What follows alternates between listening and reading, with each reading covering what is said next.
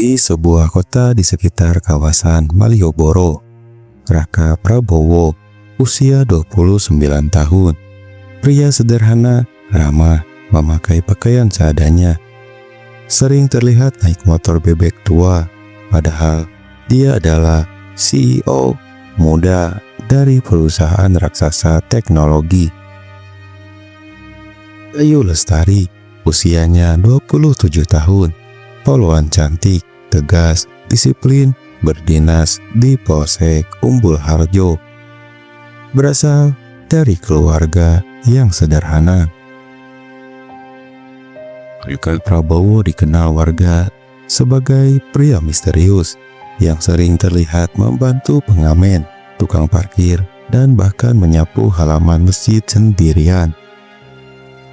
Tak banyak yang tahu bahwa pria yang selalu berpakaian sederhana ini sebenarnya adalah CEO muda dari PT Prabowo Digital Nusantara, sebuah startup teknologi yang berkembang pesat di Jogja dan sudah membuka cabang di beberapa kota.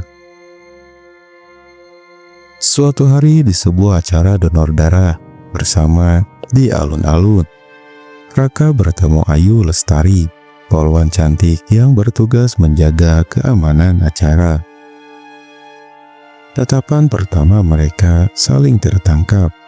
Ayu terkesan dengan sikap sopan dan tenang dari Raka, tapi juga merasa aneh dengan penampilan biasa banget dari Raka. Dari pertemuan itu, mereka berkenalan. Seiring berjalannya waktu, mereka pun semakin akrab. Hingga akhirnya, Raka makin jatuh hati kepada Ayu.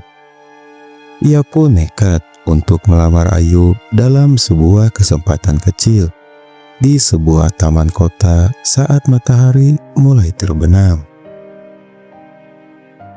Ketika Raka mengutarakan niatnya untuk melamar Ayu, reaksi tak terduga muncul. Ayu terdiam, lalu tertawa kecil. "Maaf mas, kamu baik, tapi saya nggak yakin orang kayak kamu bisa jamin masa depan saya." Seketika Raka terpukul, tapi ia tetap sopan. Namun, yang lebih menyakitkan bukan penolakan Ayu, melainkan reaksi keluarga Ayu yang mendengar kabar itu. Ibunya langsung menyindir Raka di depan umum. "Wong gak jelas, kerja di mana, naik motor butut, berani-beraninya ngelamar anakku yang polwan. Pikir siapa kamu?" Salah satu tetangga bahkan sempat memvideokan kejadian tersebut dan memviralkannya di media sosial. Pria nggak tahu diri lamar polisi wanita, nggak tahu malu. Komentar netizen pun pedas. Semua orang menghakimi Raka, tapi Raka hanya terdiam. Beberapa hari setelah kejadian itu, Ayu menerima tawaran kerja sambilan dari sebuah perusahaan besar di Sleman untuk menjadi petugas keamanan internal. Gajinya tinggi dan posisi itu dianggap sangat bergengsi. Ketika Ayu datang ke kantor pusat untuk wawancara dan pelatihan, ia hampir tak percaya. Ruangannya mewah, profesional, dan semua staf terlihat menghormati sosok yang baru saja memasuki ruangan utama. Tak lain dan tak bukan, ia adalah Raka Prabowo. Dia berdiri di atas panggung, menyampaikan visi perusahaan. Mata Ayu membelalak sangat terkejut. Ia seakan ingin tenggelam saat Raka berkata di akhir pidatonya, "Dan satu lagi, di perusahaan ini kita tidak menilai orang dari penampilannya, tapi dari nilai dan sikapnya." Setelah acara, Ayu mendekati Raka dengan wajah penuh malu dan air mata tertahan.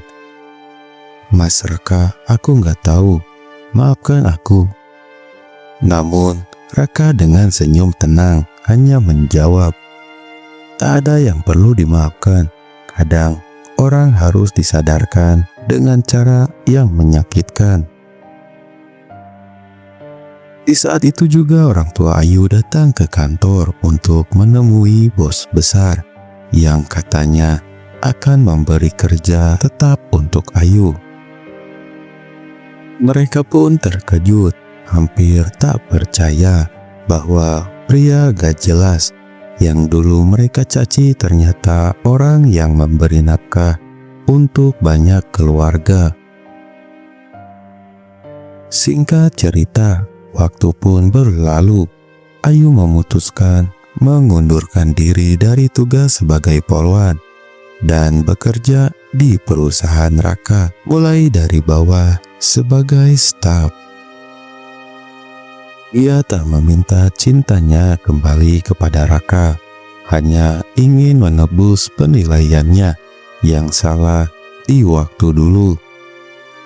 Namun seiring waktu, mereka kembali dekat, bukan karena kasihan, tapi karena Raka melihat ketulusan yang tumbuh di hati Ayu.